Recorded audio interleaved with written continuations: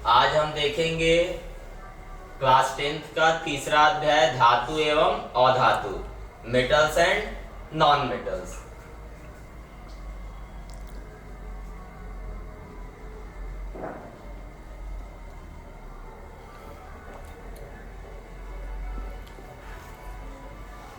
सबसे पहले हम बात करेंगे धातु की।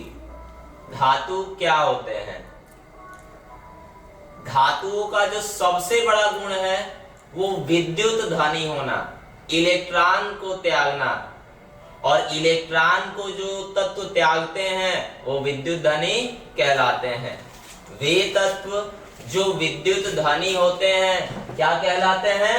धातुएं कहलाते हैं। पहला गुण है जो इलेक्ट्रॉन को त्यागेंगे, जैसे सोडियम है। सोडियम में ये गुण होता है कि इलेक्ट्रॉन को क्या कर दे? त्याग दे।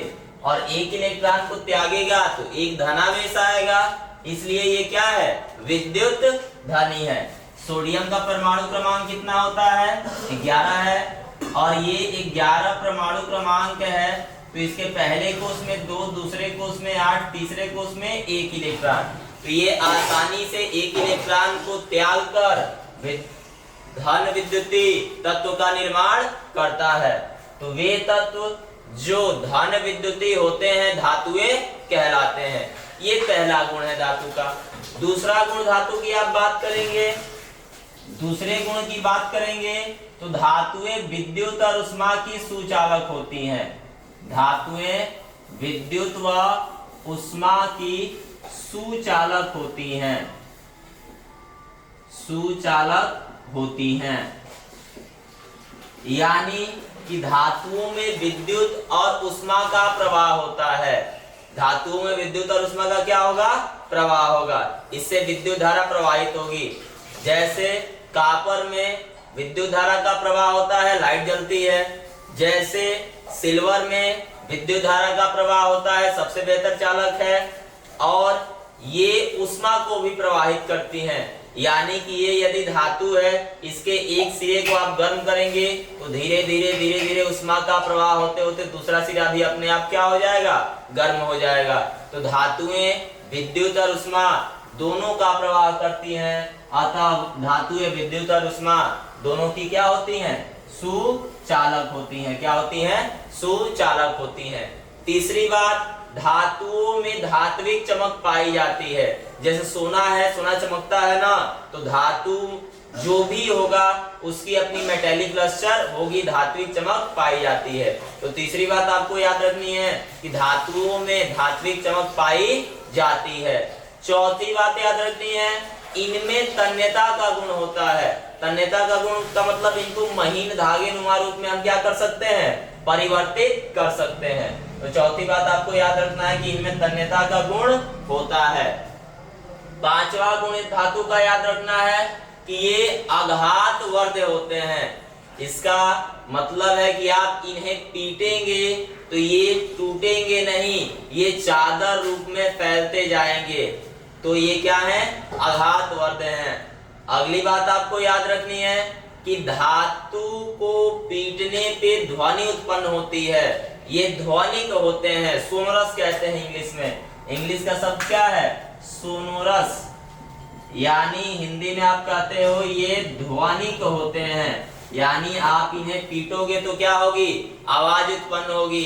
जैसे स्कूल की घंटी आप बजाते हो तो ध्वनि उत्पन्न होती है ना, तो ये क्या है? सोनोरस है, ध्वनिक है। तो धातुएं ध्वनिक होती हैं। तो हमको क्या मिल गया? पहला गुण, धातुएं विद्युत धनी होती हैं। दूसरा, ये विद्युत और उष्मा के सुचालक होते हैं। तीसरा, ये आघात वर्ध होते हैं। चौथा, ये ध्वनिक होते हैं। पांचवा, इनमें धात्विक चमक पाई जाती है। छठा, इनमें तन्यता का गुण पाया जाता है। ये धातु के लिए पर्याप्त है। इतना आप याद रखोगे तो धातु में पर्याप्त नंबर आपको मिल जाएंगे। अब बात करते हैं धातुओं की अवस्था की, भौतिक अवस्था की बात करते हैं। तो धातुएं सामान्यतः ठोस होते हैं। धातु की भौतिक अवस्था सामान्यतः कैसी होती है? ठोस होती है। जैसे आप बात कर लो सोना की, जैसे आप बात कर लो लोहे की, हम सिल्वर की बात कर लें या गोल्ड की बात कर लें या आयरन की बात कर लें या कॉपर की बात कर लें, ये किस अवस्था में व्याप्त है? ठोस अवस्था में व्याप्त है। किस अवस्था में व्याप्त है? ठोस अवस्था में व्याप्त है। लेकिन इसके कुछ अपवाद भी हैं। कुछ धातुएं द्रव अवस्था में भी व्याप्त होती हैं, जैसे मरकरी। Hg क्या है? मरकरी है, पारा है। ये किस अवस्था में व्याप्त होता है? द्रव अवस्था में व्याप्त होता है। और मरकरी में कहीं Hg नहीं है ना, तो Hg जो इसका प्रतीक चिन्ह है, ये इसके लैटिन भाषा से लिया गया है, जिसको आप हाइड्रागाइरम कहते हो। क्या कहते हो? हाइड्रागाइरम कहते हो। जो पारा है, मरकरी है, ये धातु है, लेकिन ये धातु की भौतिक अवस्था क्या है? द्रव है। और ये द्रव भौतिक अवस्था में उपस्थित होता है, इसको Hg से दर्शाते हैं, और इसको आप क्या कहते हैं? हाइड्रागाइरम कहते हैं। क्या कहते हैं? हाइड्रागाइरम कहते हैं। तो धातु के बारे में इतनी जानकारी बहुत है। अब हम देखेंगे अधातु को। दूसरा हम देखेंगे अधातु को, नॉन मेटल।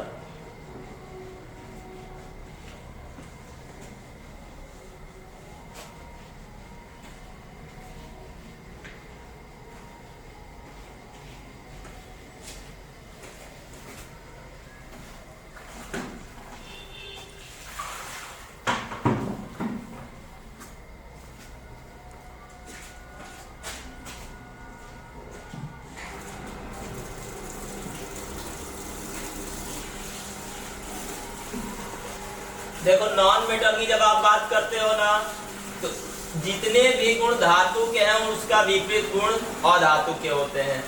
जैसे धातुएं विद्युत धनी थी तो ये विद्युत ऋणी होते हैं। धातुएं विद्युत और उष्मा की सुचालक थी तो ये विद्युत व उष्मा के कुचालक होते हैं।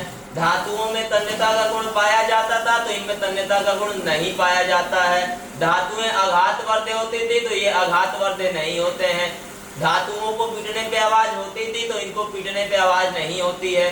धातुएं सामान्यतः ठोस अवस्था में पाई जाती थी तो ये ठोस, द्रव एवं गैस तीनों अवस्था में पाए जाते हैं। ये सामान्य अंतर है। यानी धातु का विपरीत गुणधर्म कौन निरूपित करता है? अधातु निरूपित करते हैं। जैसे आप क्लोरीन को ले लीजिए। क्लोरीन का परमाणु क्रमांक 17, पहले को उसमें 2, दूसरे में 8, 2 8 10 और 7 17। हमको पता है अष्टक का नियम, प्रत्येक परमाणु चाहता है अपना अष्टक पूर्ण हो, और पूर्ण करने के लिए बाह्यतम कोश में कितने इलेक्ट्रॉन है? 7 है। एक चाहिए ना, तो एक इलेक्ट्रॉन को वो ग्रहण करेगा, तो जो लेता है वो ऋणी, जो लेता है वो क्या? ऋणी। तो इसमें कैसा आवेश आ गया? ऋण आवेश आ गया। तो धातुएं विद्युत धनी थी तो अधातुएं कैसी हो गई?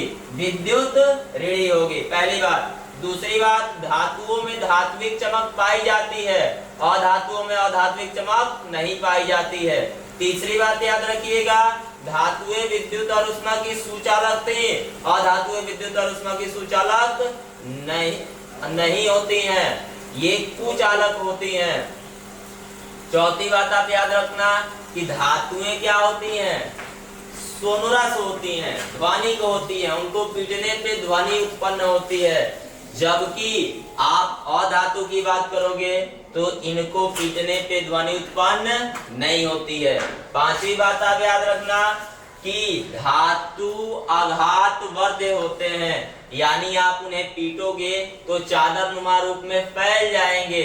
लेकिन अधातु आघातवर्धे नहीं होते हैं, ये फ्रेजाइल होते हैं, भंगुर होते हैं। इन्हें आप पीटेंगे तो ये टुकड़ों में क्या हो जाएंगे?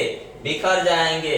हमने बताया धातु सामान्यतः ठोस अवस्था में पाई जाती है, जैसे सिल्वर, कॉपर, आयरन, गोल्ड, ये सब धातुएं हैं जो ठोस अवस्था में पाई जाती है। हमने पारा को देखा, उसके अपवाद के रूप में जो द्रव अवस्था में पाई जाती थी। लेकिन आप अधातु की बात करोगे तो ये ठोस, द्रव और गैस तीनों रूपों में व्याप्त होती है। तो ये अधातुएं और धातुएं हो गए। अब हम अधातु और धातु तो देख लिए, अब धातुओं की कुछ अभिक्रिया देखेंगे। जैसे दहन।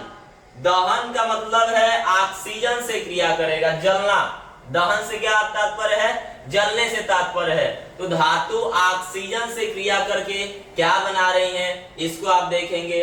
जैसे हम एक धातु को लेते हैं, जैसे हम धातु को लेते हैं कॉपर को, और कॉपर की अभिक्रिया करा देते हैं ऑक्सीजन से।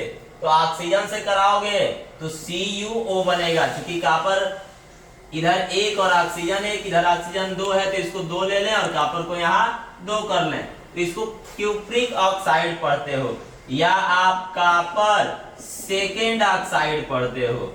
क्यूप्रिक ऑक्साइड पढ़ सकते हो या आप कॉपर सेकेंड ऑक्साइड पढ़ते हो। तो जब भी आप किसी धातु का दहन कराते हो तो आपको धातु का ऑक्साइड प्राप्त होता है। जब भी हम धातु का दहन कराएंगे तो क्या प्राप्त होगा, धातु का ऑक्साइड प्राप्त होगा। जैसे कॉपर धातु है, कॉपर धातु का हमने दहन कराया, अब दहन किसकी उपस्थिति में होगी बालक, दहन हमेशा वायु की उपस्थिति में होगी। तो जब भी आप किसी धातु का दहन कराओगे, किसकी उपस्थिति में कराओगे, वायु की उपस्थिति में कराओगे, तो उस धातु का ऑक्साइड हमको प्राप्त होता है। अगला बात करेंगे, हम धातुओं की अम्लों से क्रिया कराएंगे। धातुओं की क्रिया किससे कराएंगे, अम्लों से कराएंगे। तो जैसे आप जिंक धातु को ले लो, और जिंक धातु की क्रिया आप सल्फ्यूरिक अम्ल से करा दो, H2SO4 के साथ करा दो, तो आप देखोगे कि आपको प्राप्त होगा zinc sulphate plus hydrogen gas प्राप्त होगा। हमने अम्ल क्षार और लवण में भी देखा था कि अम्लों की अभिक्रिया जब हम धातु से कराते थे तो क्या प्राप्त होता था, हाइड्रोजन गैस प्राप्त होती थी। तो आप यहाँ जिंक धातु की अभिक्रिया H2SO4 सल्फ्यूरिक अम्ल के साथ करा रहे हो, तो जिंक सल्फेट लवण बन रहा है, और साथ साथ कौन सी गैस बाहर निकल रही है, हाइड्रोजन गैस बाहर निकल रही है। यदि आप धातुओं की अभिक्रिया लवणों से कराते हो तब आप देखो क्या प्राप्त होता है।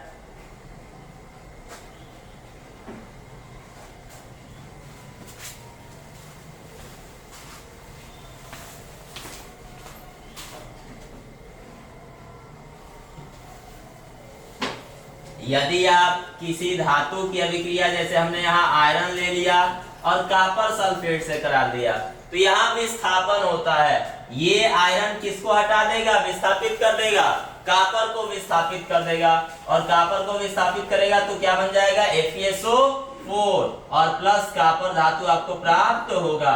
तो इस प्रकार हमने अगर लवण से अभिक्रिया कराया धातु का, और वो धातु अधिक सक्रिय है सक्रियता श्रेणी में, तो आप देखेंगे कि ये कौन सी अभिक्रिया हो जाएगी, विस्थापन अभिक्रिया हो जाएगी, और लवण से धातु को वो क्या कर देगा, विस्थापित करके नए लवण का निर्माण कर देगा। अब वहां कॉपर सल्फेट का यहाँ आयरन सल्फेट बन गया, और ये कॉपर धातु बाहर मुक्त हो गई। तो ये धातु थे, अधातु थे, और धातुओं की विभिन्न अभिक्रिया की भी हमने चर्चा की है। अब बात करते हैं सक्रियता श्रेणी की। सक्रियता श्रेणी एक ऐसी श्रेणी है जिसमें हम तत्वों को सक्रियता के क्रमानुसार व्यवस्थित करते हैं। सक्रियता श्रेणी ऐसी श्रेणी है जिसमें हम तत्वों को सक्रियता के अनुसार व्यवस्थित करते हैं। उस श्रेणी को आप सक्रियता श्रेणी कहते हो। जैसे आप सोडियम की बात करो, आप पोटेशियम की बात करो, आप कैल्शियम की बात करो, आप मैग्नीशियम की बात करो, ये आप देखोगे तो सक्रियता श्रेणी में ऊपर स्थित होने वाले तत्व हैं जिनकी सक्रियता या जिनकी अभिक्रियाशीलता सबसे अधिक है। आप सक्रियता श्रेणी में नीचे की तरफ देखोगे तो सिल्वर, गोल्ड, मरकरी, कॉपर, ये सभी तत्व पाए जाएंगे जिनकी अभिक्रियाशीलता बहुत कम होती है, और इनकी अभिक्रियाशीलता कम है तो इनको हम सक्रियता श्रेणी में नीचे स्थान देते हैं। जबकि मध्य की तरफ आप ध्यान दोगे तो हाइड्रोजन उपस्थित होगा, जो जिसकी कह दो कि सक्रियता ना के बराबर होती है, और ये सक्रियता श्रेणी तत्वों के सक्रियता को हम अवरोही क्रम में व्यवस्थित करके प्राप्त करते हैं। जैसे सक्रियता श्रेणी में आप देखोगे तो पोटेशियम, सोडियम ये ऊपर की तरफ दिखेंगे और नीचे की तरफ सिल्वर, गोल्ड इत्यादि देखने को मिलते हैं। तो ये एक निश्चित क्रम मिलता है। ऊपर सबसे सक्रिय, सबसे अभिक्रियाशील धातु, सबसे अभिक्रियाशील धातु कहाँ होते हैं? ऊपर। और निम्न अभिक्रियाशील धातु, निम्न अभिक्रियाशील धातु इस श्रेणी में नीचे की तरफ उपस्थित होते हैं। तो सबसे अभिक्रियाशील धातु कहाँ होंगे? ऊपर की तरफ होंगे और नीचे क्या होंगे? निम्न अभिक्रियाशील धातु उपस्थित होंगे। और इससे हमको एक श्रेणी प्राप्त होती है जिसे आप क्या कहते हैं? सक्रियता श्रेणी कहते हैं। क्या कहते हैं? सक्रियता श्रेणी कहते हैं। तो आप देख लो सबसे अभिक्रियाशील धातु किधर है? ऊपर है। जैसे पोटेशियम, सोडियम, कैल्शियम, मैग्नीशियम, ये सब ऊपर की तरफ होते हैं। और निम्न अभिक्रियाशील धातु जैसे गोल्ड, सिल्वर, कॉपर, ये सब आपको नीचे की तरफ देखने को मिलते हैं। और इससे जो श्रेणी प्राप्त हुई उसको आप क्या कह देते हो? सक्रियता श्रेणी कह देते हो। अब बालक आगे की तरफ बढ़ेंगे हम अयस्क की तरफ। या अयस्क को देखने से पहले थोड़ा सा धातु और अधातु के मध्य क्रिया को देख लेते हैं कि धातु और धातुओं के साथ किस प्रकार से क्रिया करती है। हमने तो पहले ही सीखा है कि धातुएं विद्युत धनी है और अधातुएं विद्युत ऋणी है। विद्युत धनी का तात्पर्य क्या है? इलेक्ट्रॉन को त्यागने से। विद्युत ऋणी का तात्पर्य क्या है? इलेक्ट्रॉन को ग्रहण करने से। तो जैसे आप एक सोडियम धातु को ले लो, परमाणु क्रमांक इसका 11, 2, 8, 1, बाह्यतम कोश में कितने इलेक्ट्रॉन? 1 इलेक्ट्रॉन है। और आप एक क्लोरीन धातु, क्लोरीन अधातु को ले लो, 2, 8, 7, बाह्यतम कोश में कितने इलेक्ट्रॉन? 7 इलेक्ट्रॉन है। तो ये क्लोरीन जो है ये 1 इलेक्ट्रॉन को क्या करता है? ग्रहण करता है। 2, 2, 4, 2, 6 और 1, 7। ये सोडियम के 1 इलेक्ट्रॉन को क्या करेगा? ग्रहण करेगा और क्या बना देगा? Cl-। और ये सोडियम 1 इलेक्ट्रॉन त्याग कर क्या बनाएगा? Na+। और दोनों ये जुड़ गया तो क्या बना देंगे? NaCl। तो इस प्रकार से धातु और अधातु के मध्य क्रिया होती है। धातुएं विद्युत धनी होते हैं यानी इलेक्ट्रॉन का त्याग करेंगे और जो देता है वो हमेशा याद रखिए धनी है। और जिसके पास होगा वही ना देगा। तो जो दे रहा है वो उसमें धनावेश और जो ले रहा है वो कर्जदार होगा ना। तो जो ले रहा है उसमें क्या? ऋणावेश। और इन दोनों को मिला दिए तो NaCl का निर्माण हो गया। और यही क्या है? धातु और अधातु के मध्य क्रिया है। अब आप देखोगे कि धातुओं को हम प्राप्त कैसे करते हैं।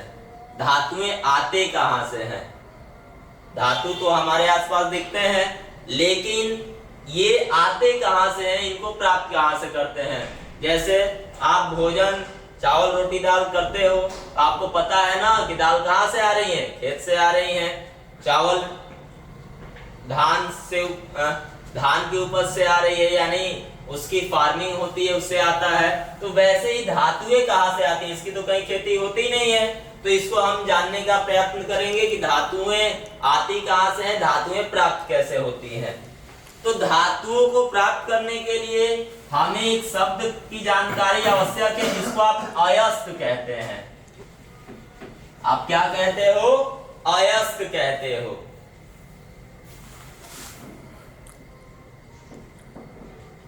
अयस्क कहते हो। अब अयस्क को याद रखिएगा कि जब भी हम पृथ्वी के ऊपरी एक सतह से, जिसको भूपर्पटी कहते हो, भूमि के ऊपरी भाग को भूपर्पटी कहते हैं, और उस सतह से जब हम प्राप्त करें किसी यौगिक को, प्राप्त करें किसी धातु को, क्योंकि वो अशुद्ध रूप में रहता है, शुद्ध रूप में नहीं रहता है, तो उसे आप क्या कहते हो? अयस्क कहते हो। जब आप पृथ्वी के ऊपरी सतह से अर्थात भूपर्पटी से यदि हम किसी धातु को अथवा किसी यौगिक को अशुद्ध रूप में प्राप्त करते हैं तो उसे आप क्या कहते हैं? अयस्क कहते हैं। क्या कहते हो? अयस्क कहते हो। और इस अयस्क को प्राप्त करके विभिन्न विधियां हैं जिनके द्वारा हम इनका शुद्धिकरण करते हैं और शुद्धिकरण करके हम शुद्ध धातु को प्राप्त कर लेते हैं। शुद्धिकरण करके क्या प्राप्त करते हैं? शुद्ध धातु को प्राप्त करते हैं। तो अयस्क क्या है? अयस्क पृथ्वी के भूपर्पटी से प्राप्त होने वाले धातु अर्थात यौगिक हैं जो हमें अशुद्ध अवस्था में प्राप्त होते हैं, उन्हें आप क्या कहते हैं? अयस्क कहते हैं। और अयस्क का हम सांद्रण करते हैं। सांद्रण का मतलब अयस्क का सांद्रण करोगे तो जो भी धातु प्राप्त करनी है वो धातु हमको शुद्धतम रूप में प्राप्त होती है। तो अयस्क का सांद्रण बहुत सारी विधियों के द्वारा हम करते हैं। अलग अलग प्रकार के अयस्कों में अलग अलग प्रकार की अशुद्धियां भी पाई जाती हैं जिन्हें हम अलग अलग प्रकार से क्या करते हैं? सांद्रित करके और शुद्ध धातु प्राप्त करने का कार्य करते हैं। तो सबसे पहले अयस्क के सांद्रण को हम देखेंगे और अयस्क के सांद्रण में आपको ये बातें ध्यान रखनी है कि अयस्क के सांद्रण में सल्फाइड के भी अयस्क होते हैं, कार्बोनेट के भी अयस्क होते हैं। इनको हम किस प्रकार से अलग करेंगे, इन अशुद्धियों को अलग करके किस प्रकार से शुद्धतम धातु को प्राप्त करेंगे। तो आपने निस्तापन का नाम सुना होगा, आपने भर्जन का नाम सुना होगा अथवा जारण का नाम सुना होगा, आपने प्रगलन का नाम सुना होगा। तो इन सब विधियों के द्वारा हम अयस्कों का क्या करते हैं? सांद्रण करते हैं, समृद्धीकरण करते हैं और सांद्रण करके शुद्ध रूप में धातु को प्राप्त करते हैं। तो सबसे पहले हम देखेंगे निस्तापन की क्रिया को। इसे देखेंगे निस्तापन की क्रिया, कैल्सिनेशन कहते हो आप इंग्लिश में।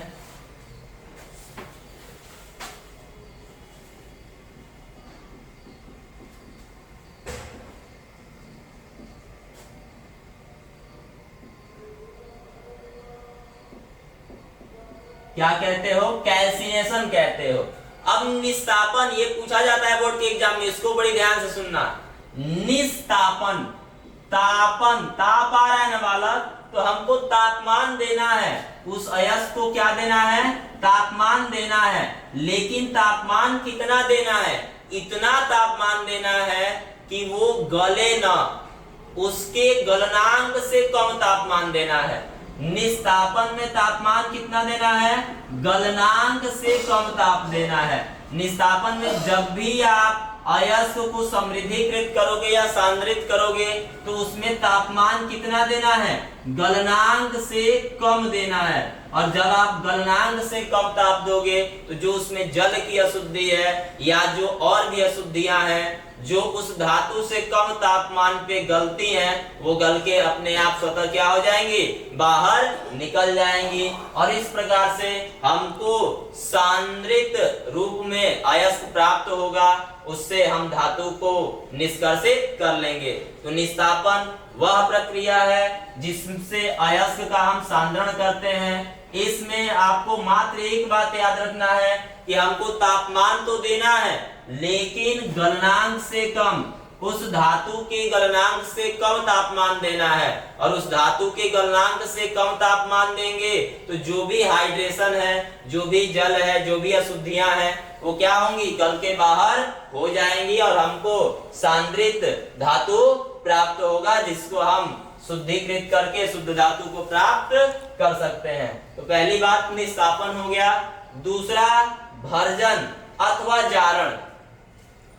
दूसरा क्या है? भर्जन अथवा जारण। तो भर्जन को देखते हैं, भर्जन क्या होता है?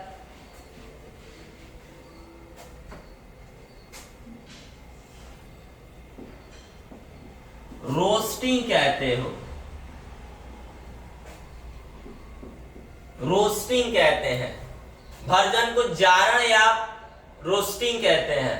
तो भर्जन में भी आपको तापमान ही देना है। भर्जन में क्या देना है? तापमान देना है। तापमान कितना देना है? इस तापमान को भी गलनांक से नीचे रखना है। इस तापमान को भी किससे नीचे रखना है? गलनांक से नीचे रखना है। तो निस्तापन और भर्जन में अंतर क्या हुआ, इस बात को आप समझ लीजिए। इसके गलनांक को हमने किससे नीचे रखा? इसके गलनांक को, इसका गलनांक से नीचे हमने तापमान को रखा, लेकिन इसमें वायु को प्रवाहित करते हैं, इसमें वायु को क्या करते रहते हैं, प्रवाहित करते रहते हैं, जिससे अशुद्धियां निरंतर क्या होती रहती हैं, अलग होती रहती हैं। निस्तापन और भर्जन का सामान्य अंतर आप समझिए।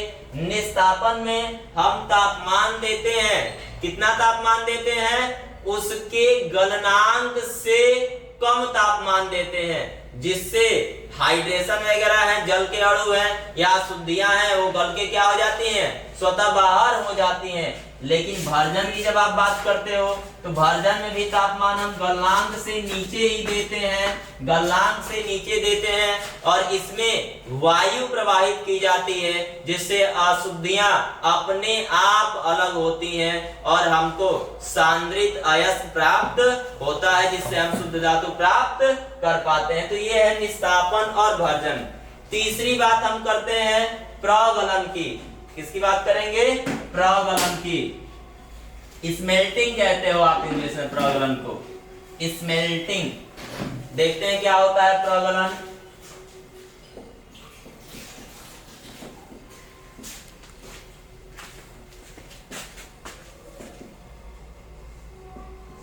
इसके नाम में ही है गलन, इसके नाम में ही क्या है, गलन है।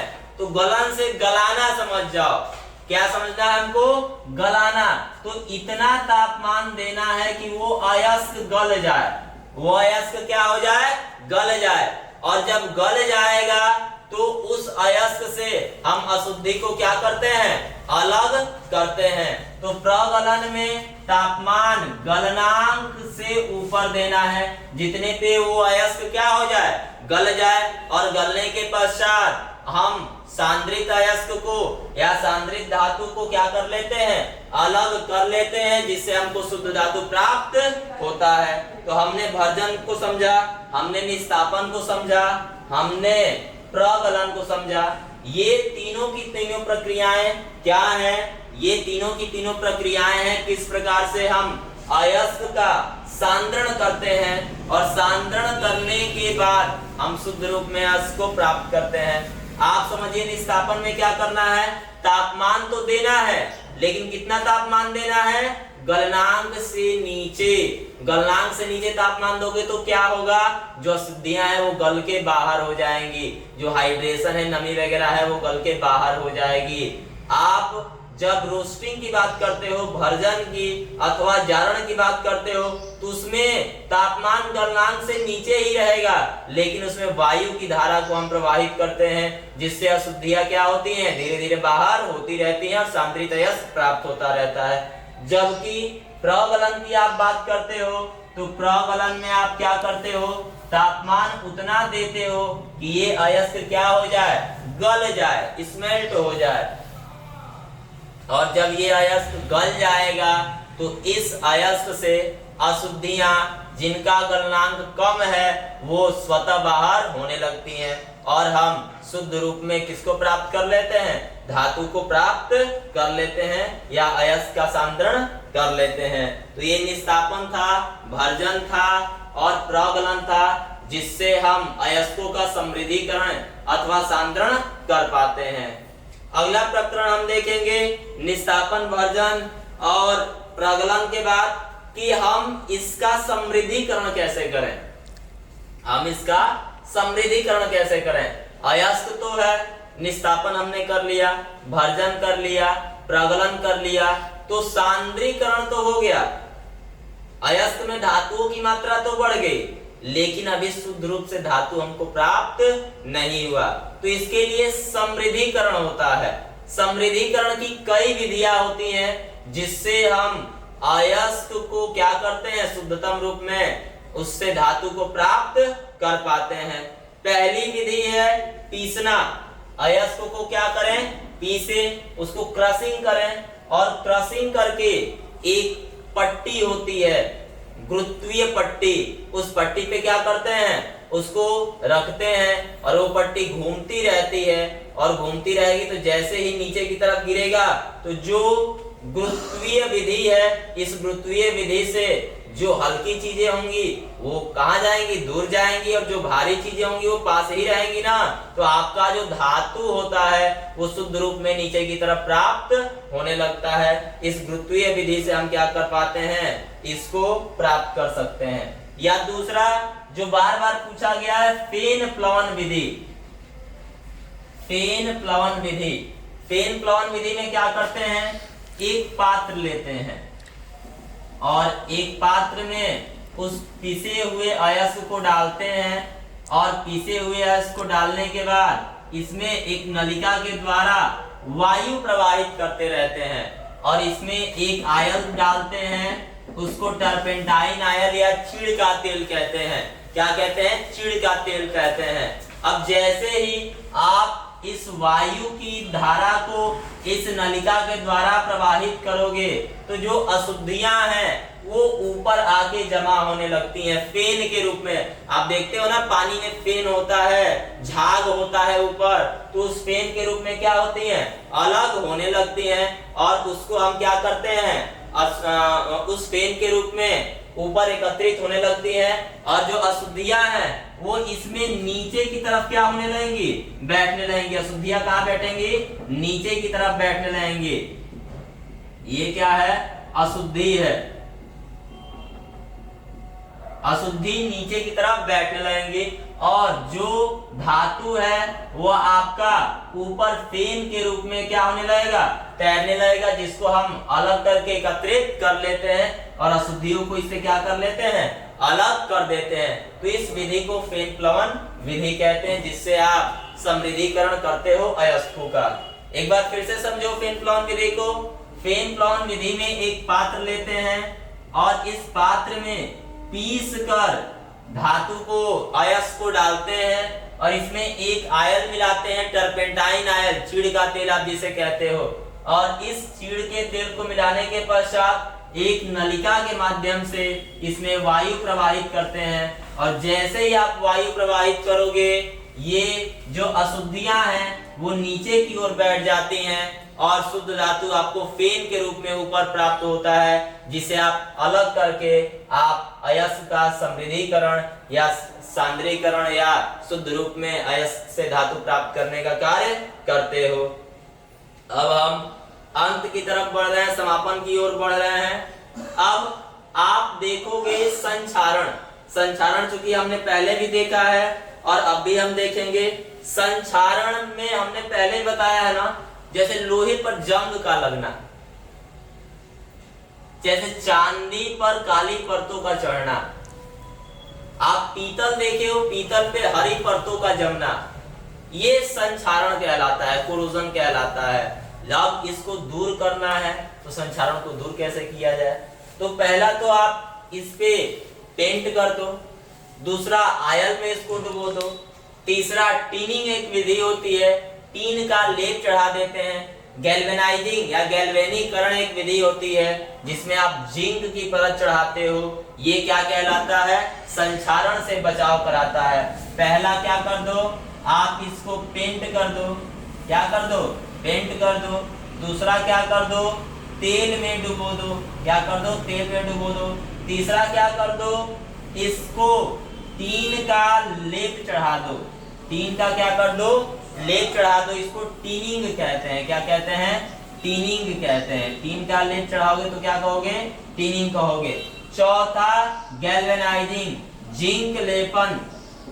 जिंक का अगर लेप चढ़ाते हो तो गैल्वेनीकरण या जिंक लेपन भी आप इसे कहते हो, जिससे आप धातुओं को संक्षारित होने से बचा सकते हो।